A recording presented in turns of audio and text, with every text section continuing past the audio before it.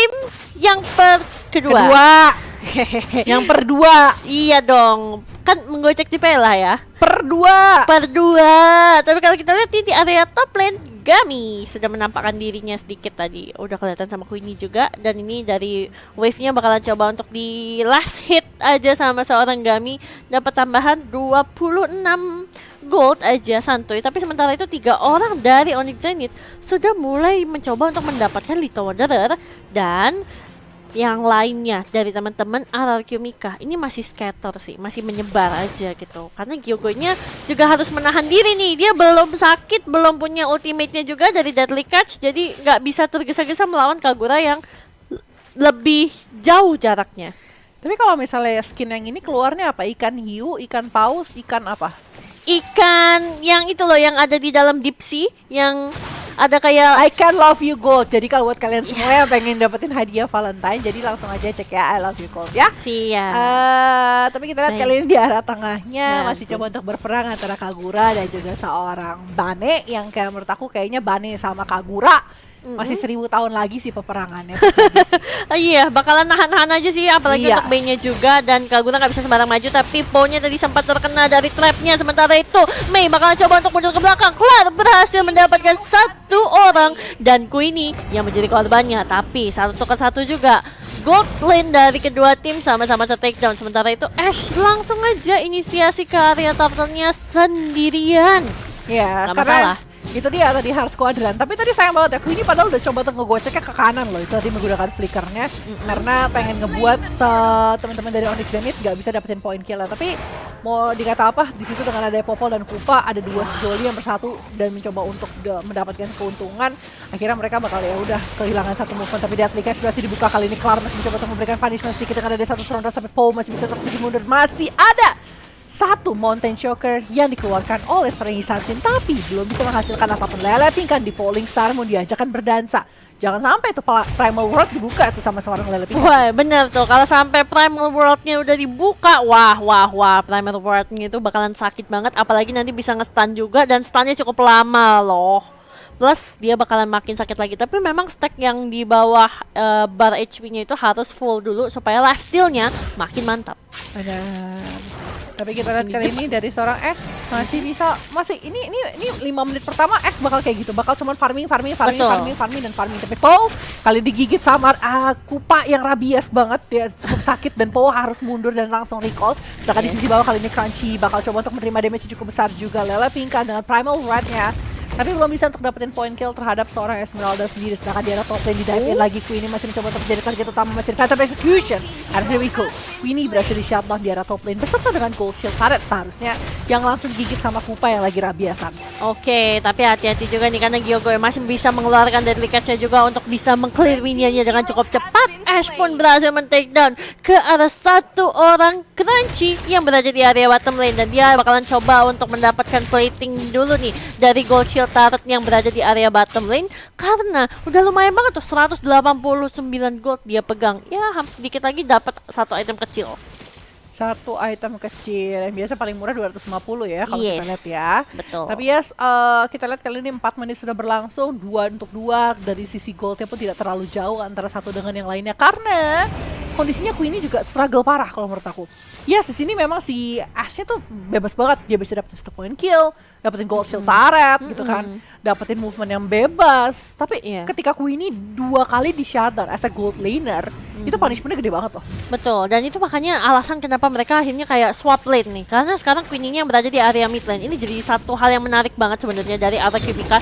Dan ternyata Falling Star benar dikeluarkan bersama dengan Tondus dan Phantom Execution, tapi Lele Pingkan masih bisa flick in ke dalam area turret, dan ini udah membuang resource. Jadi teman-teman dari RRQ Mika, oke udah puas, gak bakalan cukup kita ngambil, jadi kita rotasi lagi ke area turtle, karena sekarang udah ada informasi tentunya bahwa Ashe bakalan coba untuk mendapatkan turtle-nya. Masih bisa dicuri, ternyata tercuri oleh seorang Clark. Hati-hati, Pau yang berada di depan banget dari garda formasi RRQ Mika bakalan menjadi tumbal untuk seorang Alin. Sementara itu Lele Pingkan berhasil menjungkir balikan ke arah seorang Crunchy. Ashe-nya di belakang mengeluarkan Mountain Joker reveal position yang dimiliki oleh teman-teman dari Onyx Zenith, tapi karena mereka juga memilih untuk mundur. That's why mereka udah nggak mau lebih banyak lagi. Oke, seenggaknya kita udah dapat tadi ya beberapa orang, dan sekarang cari cuan aja deh fokusnya untuk sekarang. Iya, cari cuan dan Gami dapetin turret. Ini kayak tipikal Gami adalah tipikal pemain-pemain objektif gamer gitu loh. Kayak dia pengen ngincar ke arah turret, tipikal yang emang gak mau ngasih nafas sama sekali. Tapi Falling Star mau dikeluarkan, Crunchy menerima damage cukup besar dari seorang S juga. Kali ini Traceless pun digunakan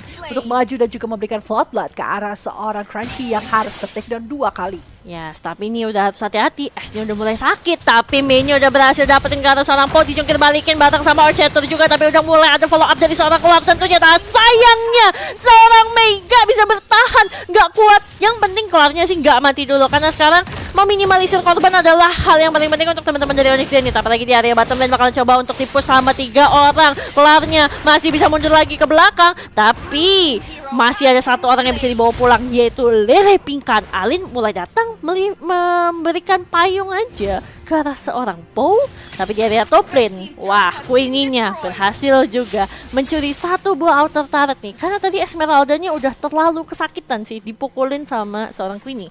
Iya, kesakitan banget kepukulin sama seorang Queenie, dan akhirnya kali ini teman-teman dari Alchemica berhasil dapetin 1 turret di area top lane, tapi Onyx Zenith juga masih memiliki keunggulan yang sama di area top lane. Jadi mereka hanya bertukar kondisi, sedangkan dari gold juga mereka berbeda tipis satu dengan yang lainnya saja. Tapi Po kali ini di area bawah menerima damage-nya cukup banyak. Kali ini Gami bertukar ke arah bawah karena memang tugasnya di area top lane udah selesai untuk dapetin 1 turret pertama. Walaupun dia belum berhasil untuk dapetin turret keduanya. Iya, dan ini juga nih udah ada usaha percobaan untuk ngebait tentunya dari seorang Gami. Dan ini Queenie udah mulai kelihatan, tapi Mountain Shocker-nya dibuka dan Mei langsung coba untuk predict. Ternyata gak ada orang, tapi seenggaknya tepok nyamuk dapat ke atas seorang Gyogoi, tapi Deadly Catch-nya cukup sakit. Oh, atlet 5 shot sayangnya gak kena, malah terkena 1 buah Blood Flood harusnya tadi dari seorang S2. Benar-benar sakit banget. Dan sekarang teman-teman Onyx Zenith benar-benar dipaksa mundur oleh RRQ Mika karena sekarang lagi di zoning supaya S-nya bisa nyaman untuk dapetin ke arah turtle, tapi dimaling sama Queenie. Oke, nggak apa-apa, ente sip. Yang penting dapat dah, tapi duitnya sayang gitu maksudnya. Aduh. Kenapa marah? Queenie kan udah 2 kali tershutdown, jadi oh nggak iya apa-apa. iya nggak apa-apa, nggak apa-apa. Berbagi itu indah ya teman-teman ya. Betul sekali. Apalagi S juga udah 401 ya, jadi ya udah nggak apa-apa. Bagi sama Cece ya. Cece Sheni. Tapi decision untuk ngambil karena Blade of Despair untuk seorang Brody yang 2 kali terpick off. Di sini juga jadi salah satu question buat aku, karena menurut aku itu item yang sangat mahal, apalagi resepnya aja untuk menyelesaikan Blade of Despair adalah 1190 gold. Yang padahal notabene kalau misalnya kita bisa menyelesaikan 1 item dulu seperti Demon Hunter Sword bakal jauh lebih worse. Tapi kalau misalnya Brody kan gak bikin ke arah sana, kenapa gak coba untuk ngambil mungkin plottingannya ngambil ke arah 1 Hapsis atau Malefic Roar yang sebenarnya itu udah setengah jalan kalau bisa 1190 dan hampir bisa selesai baru menyelesaikan karena Blade of Despair sendiri. Karena perbedaannya hanya sekitar 50 physical attack. Oke, jadi kayak tanggung ya gitu. Kalau cuma untuk 50 physical attack, lebih baik ngambil yang bisa dibeli dulu. Iya. Oke, tapi harus hati-hati juga tuh, karena tadi udah ngelihat dari Mei sendiri, dia sudah mulai memegang bash demi bash. Dan ini mereka mau coba untuk memegang visionnya sih, karena nanti udah bakalan ada Lord dalam 30 detik ke depan. So, teman-teman dari RRQ Mika maupun dari Onyx Zenith, mereka pengen punya vision yang mumpuni. Tapi ternyata Gyogoi berhasil tertangkap, tepok nyamuknya kena, dan sekarang Tordrosnya mengakhiri nyawa dari seorang Gyogoi. Sementara itu sambil mundur teratur tentunya Mei, walaupun harus menjadi korban, tapi seenggaknya mendapatkan 1 Gyogoi. Ini menjadi 1 keuntungan tersendiri. Tapi di area mid lane masih dicoba untuk dilakukan juga defense, namun Baidam Kupa berhasil mengenai ke arah seorang Ashe. Ini momennya adalah Lord datang ke dalam Land of Dawn dan mereka kehilangan 1 setup. Dan juga kayak ruginya lumayan besar kalau menurut aku. Kalau misalnya Lordnya bisa didapetin sama Onyx Zenith, ini punishmentnya luar biasa besar. Primal Wrath dipaksa buka sama Onyx Zenith. Ini ingat sekali lagi, ini adalah momen Lord. Ya emang di sini kan respawn time-nya cuma bentar gitu kan. Iya. Tapi tetap itu tadi mereka kehilangan gold, mereka kehilangan setup, mereka kehilangan movement yang harusnya bisa jadi advantage buat mereka. Kali ini teman-teman dari Onyx Zenith mereka mengatur wave minionnya di arah bawah, di arah top, di arah tengah, supaya teman-teman dari Alchemica bakal lebih sibuk untuk mengatur wave-nya. Padahal Lord-nya terbuka dengan sangat lebar. Ini mereka nggak maksain Lord-nya loh, mereka cuman ya udah kiting, nunggu. Siapa yang bisa kita pick off, kita bakal pick off. Iya, dan ini juga ibaratnya sambil dibantu karena ini S-nya juga.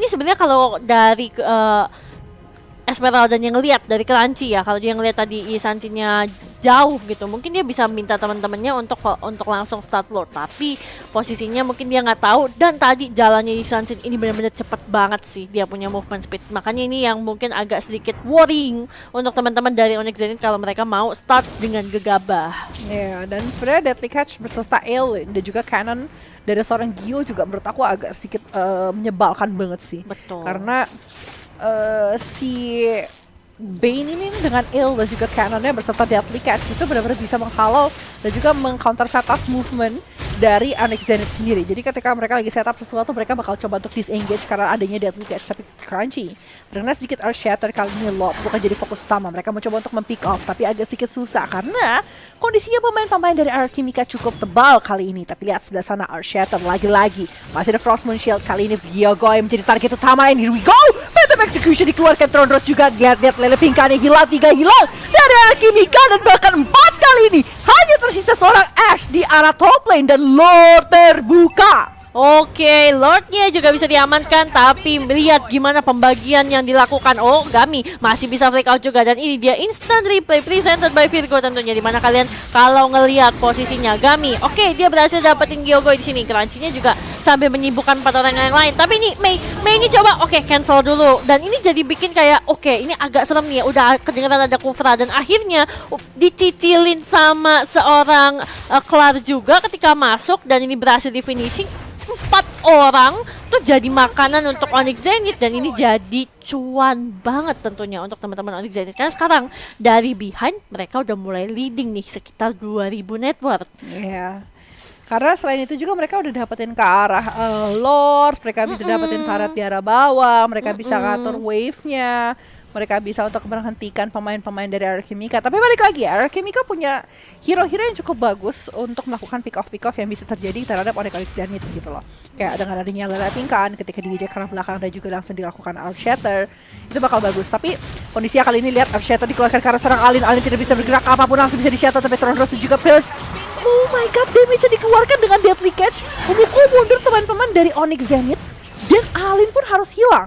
Wah, ini jadi berbahaya banget sih karena tadinya pressure yang sebenarnya dimiliki sama teman-teman dari Onyx Zenith sekarang malah mulai berbalik, tapi lagi dan lagi Mei berhasil mendapatkan Gyogoy, namun nggak sempat di Tyrant's Rage karena dia lebih prefer untuk regroup sama teman-temannya, nggak mau gegabah. Ingat, masih ada 4 orang, masih ada 3 orang backup dari Alchemica yang bisa menyamperin mereka kalau tadi dipaksain untuk Tyrant's Rage. Jadi itu udah keputusan yang baik banget untuk nggak coba dipaksain, dan di area bottom lane pun ini dari Gaminya dia bakalan coba untuk dapetin turret demi turret aja, grogotin terus karena PT bongkar turret sejahtera makmur nan jaya dari Kelly panjang sudah amat, jalan. mohon maaf.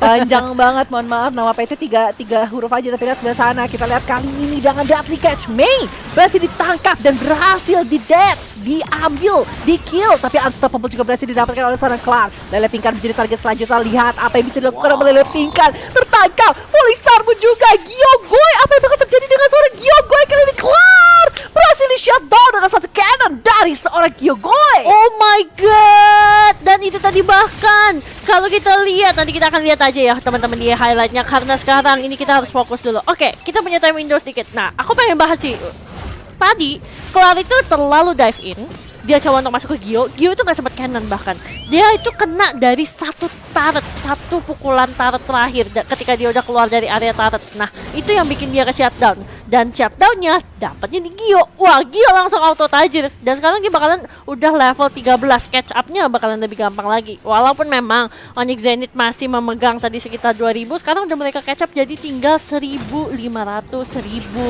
dari selisih networknya. Ya, dan kali ini tanpa adanya Clar, kalau kita lihat juga dari adanya seorang Bane. Bane itu adalah hero yang kita tahu juga pintar untuk mendapatkan ke arah objektif gaming gitu loh. Tapi ini udah bukan jalannya S untuk bermain solo lagi.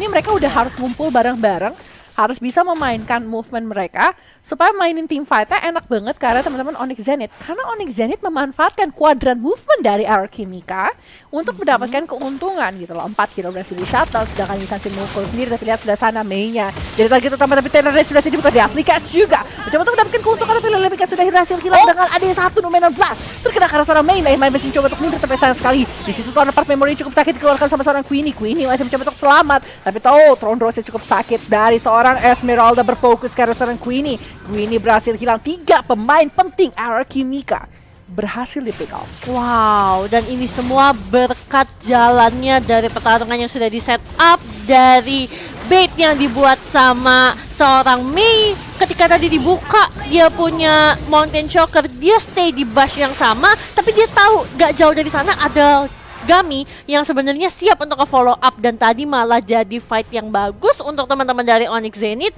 dan Alchemica kepancing.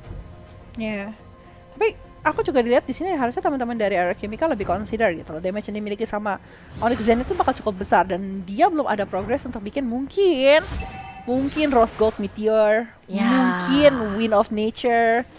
Defensif lah ya. Defensif dari Queenie-nya tuh aku belum melihat gitu ke arah sana. Kan dari seorang S sendiri, dia pengen damage lagi, dia pengen dapetin Malefic Roll. Oke. Tapi kalau Queenie tadi yang aku lihat dia udah ada satu dari Antivirus kalau nggak salah ya.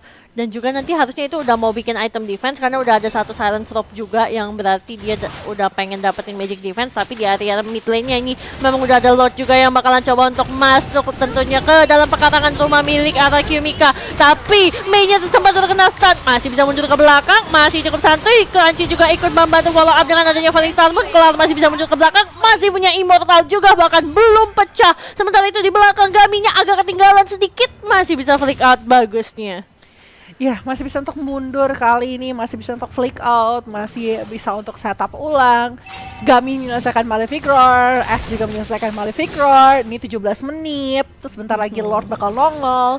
Yang berarti kalau misalnya 18 menit, siapapun yang dapetin Kara Lord harus jalan berlima sama Lordnya. Betul, harus jalan berlima, dan juga kalau misalnya mereka bisa numbangin 1 atau 2, wah itu kemungkinan untuk wipe out-nya juga cukup tinggi dan bisa langsung meta penggaris nih teman-teman.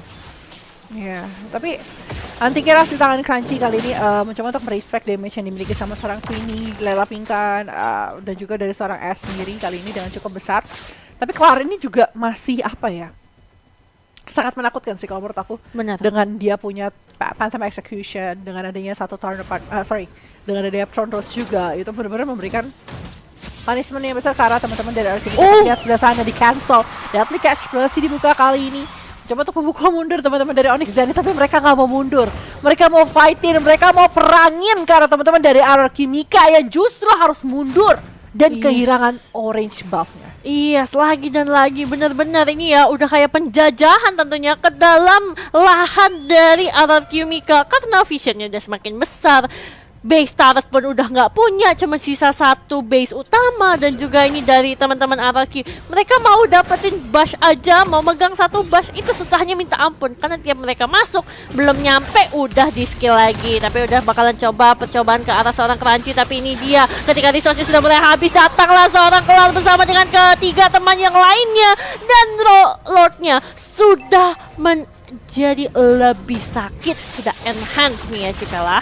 Sudah berevolusi kali dari Lordnya sendiri, dan kali ini teman-teman dari Onyx Zenith langsung coba untuk melakukan setup Kara Lordnya. Akankah mereka bisa mendapatkan Kara Lord? Karena kalau kita lihat kali ini masih banyak sekali barrier yang dibuka sama teman-teman Onyx Zenith. Kali ini mereka bisa dapetin dengan sangat baik, dan mereka harus nunggu di dalam base dari Alchemica. Tapi kalau kita ngomongin base on paper ya, Alchemica tuh punya damage yang cukup untuk nge-clear Kara wave minion dari Onyx Zenith beserta dengan Lord. Karena ada Deadly Catch, Third Part Memory, Floodlight, dan juga basic attack dari kedua marksman tersebut. Tapi apakah setup itu bakal cukup mudah dengan adanya hero-hero yang dimiliki sama Onyx Zenith? Nah itu dia, apakah cukup mudah atau mungkin bakalan agak susah. Tapi Lordnya berjalan dari area mid lane, 3 lane push coba untuk dijalankan juga, ditemenin dulu nih sama 5 orang dari Onyx Zenith, dan yang bakalan coba untuk berkonsentrasi di area mid lane. Tapi Crunchy-nya bakalan coba untuk membersihkan, sementara itu Lele Pinkan Gyokoi bakalan terkena banyak banget damage yang cukup sakit. Bahkan Alin yang sempat men-take down karena seorang Isansin-nya. Hanya tersisa Queenie sendirian. Masih ada Po yang coba untuk mundur lagi ke belakang karena Immortalnya pecah, tapi base-nya